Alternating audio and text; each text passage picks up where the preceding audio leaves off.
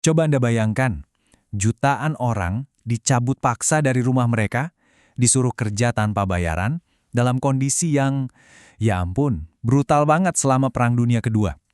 Di Indonesia, sistem ini dikenal dengan nama Romusha. Ini adalah salah satu babak paling kelam dalam sejarah kita, tapi sayangnya sering banget terlupakan. Nah, hari ini kita akan coba kupas tuntas skala penderitaan dan warisan mengerikan yang ditinggalkan oleh sistem ini.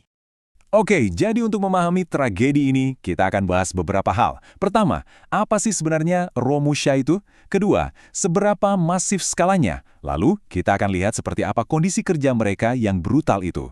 Proyek-proyek mematikan apa saja yang mereka kerjakan. Dan terakhir, warisan mengerikan apa yang ditinggalkan? Yuk, kita langsung mulai. Oke, kita mulai dari pertanyaan yang paling mendasar dulu ya. Jadi, apa sih sebenarnya Romusha itu? Intinya gini, Romusha itu adalah para pekerja yang direkrut secara paksa oleh militer Jepang. Ada dua kata kunci di sini, wajib militer yang artinya dipaksa dan tidak dibayar. Jadi ini jelas banget ya, ini sama sekali bukan pekerjaan sukarela. Dan sistem ini jangkauannya luas banget. Pengerahan terjadi di seluruh Nusantara, dari Jawa, Sumatera, sampai Indonesia bagian timur. Dan yang perlu kita tahu, ini nggak cuma laki-laki loh, sekitar 10% dari mereka itu perempuan. Pekerjaannya pun macam-macam, dari tugas domestik yang ringan sampai konstruksi berat yang mematikan. Dan yang paling parah, banyak banget dari mereka yang dikirim jauh dari kampung halaman, bahkan sampai ke luar negeri, seperti Burma dan Thailand. Nah, sekarang kita masuk ke skala sistem kerja paksa ini. Dan saya harus peringatkan, angkanya ini benar-benar bikin merinding. Memang sih kita mungkin nggak akan pernah tahu angka pastinya, tapi perkiraan dari para sejarawan aja udah cukup buat ngasih kita gambaran betapa mengerikannya proyek ini. M. Cherrycloves misalnya, dia memperkirakan antara 200.000 sampai setengah juta pekerja dari Jawa aja dikirim ke luar pulau. Sementara Shigeru Sato memberikan angka yang lebih spesifik, sekitar 270.000 orang. Coba kita pakai angka 270.000 dari Sato. Bayangin deh, lebih dari 1/4 juta manusia direnggut dari keluarga mereka, dari desa mereka, untuk dikirim kerja paksa ke tempat-tempat yang asing dan berbahaya. Skalanya ini masif. Dan ini angka yang paling menyayat hati. Dari ratusan ribu orang yang dikirim itu, Rick-Cleves memperkirakan hanya sekitar 70.000 orang yang berhasil pulang dalam keadaan hidup. Artinya apa? Mayoritas dari mereka nggak pernah kembali. Tingkat kematiannya benar-benar di luar akal sehat. Grafik ini ngasih kita perspektif lain. Menurut perkiraan Sato, sekitar 15% dari para pekerja ini meninggal atau terdampar. Dan kita harus ingat, 15% ini bukan sekedar statistik ya. Ini adalah puluhan ribu nyawa, puluhan ribu keluarga yang hancur, dan puluhan ribu orang yang selamanya terpisah dari rumah mereka. Oke, angka-angka tadi udah ngasih kita gambaran besarnya ya. Sekarang yuk kita selami lebih dalam lagi, gimana sih realita pahit yang dihadapi para pekerja ini setiap harinya. Hidup mereka itu, singkatnya, seperti di neraka. Mereka dipaksa kerja di lingkungan yang berbahaya, seringkali dengan makanan dan air yang sangat minim. Tempat tinggal mereka seadanya banget, kadang malah nggak ada. Perawatan medis? Lupakan saja. Kalaupun dibayar, upahnya kecil banget dan nilainya langsung hancur karena inflasi. Jadi ya, sama aja nggak berarti apa-apa. Sumber-sumber sejarah menyimpulkannya dengan sangat belak-belakan. Kutipan ini rasanya sudah merangkum semuanya. Perlakuan Jepang secara umum terhadap para pekerja sangat buruk. Nggak pakai basa-basi, dingin, brutal, tapi itulah kenyataan yang mereka hadapi.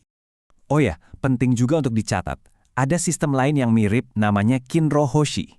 Bedanya, kalau Romusha itu kan wajib militer jangka panjang. Nah, Kinrohoshi ini secara teori katanya sih sukarela untuk jangka waktu pendek. Tapi jangan salah, kata sukarela di sini seringkali artinya dipaksa lewat tekanan sosial yang kuat. Jadi, ya ujung-ujungnya sama aja. Sama-sama bentuk eksploitasi. Jadi tenaga kerja sebesar ini dipakai buat apa sih? Nah, banyak dari mereka dikirim ke beberapa proyek konstruksi paling terkenal dan juga paling mematikan dalam sejarah Perang Dunia Kedua. Proyek-proyek ini namanya melegenda karena kekejamannya. Yang paling terkenal tentu aja jalur kereta api Burma-Thailand yang sampai dijuluki Death Railway atau jalur kereta api Maut. Ada juga proyek serupa di Sumatera. Selain itu, sejak tahun 1944, ribuan Romusha juga dipaksa membangun fasilitas militer untuk tentara peta. Dan inilah fakta yang paling sulit untuk diterima. Di proyek-proyek ini, para Romusha itu kerja bareng sama tawanan perang sekutu. Kita tahu kondisi para tawanan perang itu udah sangat buruk, tapi tingkat kematian para Romusha ternyata jauh lebih besar. Akibat kekejaman, kelaparan, dan penyakit, mereka meninggal dalam jumlah yang jauh lebih banyak. Ini jadi bukti paling nyata betapa rendahnya nilai nyawa mereka di mata penjajah. Akhirnya, mari kita lihat gambaran yang lebih besar. Apa sih dampak dari sistem Romusha dan semua kebijakan pendudukan Jepang ini terhadap seluruh populasi Indonesia? Setelah perang selesai, PBB merilis sebuah laporan, dan kesimpulannya benar-benar mengejutkan. Total ada 4 juta orang yang meninggal di Indonesia akibat pendudukan Jepang. 4 juta jiwa. Dan kalau kita fokus ke Jawa saja, angkanya tetap nggak terbayangkan. Hanya dalam waktu 1 tahun, dari 1944 sampai 1945, sekitar 2,4 juta orang meninggal karena kelaparan. Ini bukan kebetulan.